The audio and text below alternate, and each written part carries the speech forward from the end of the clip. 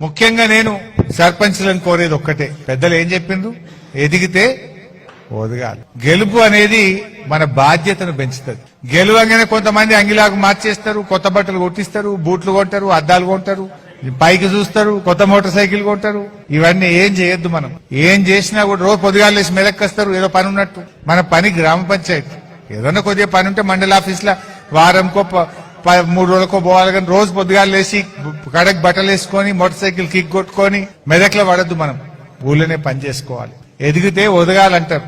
మాట మంచిగా ఉండాలి, ఇంకా ప్రేమగా ఉండాలి, ఇంకా మంచిగా నవ్వు ముఖంతో మాట్లాడాలి. కొన్ని పనులు అయితాయి, కొన్ని కావు.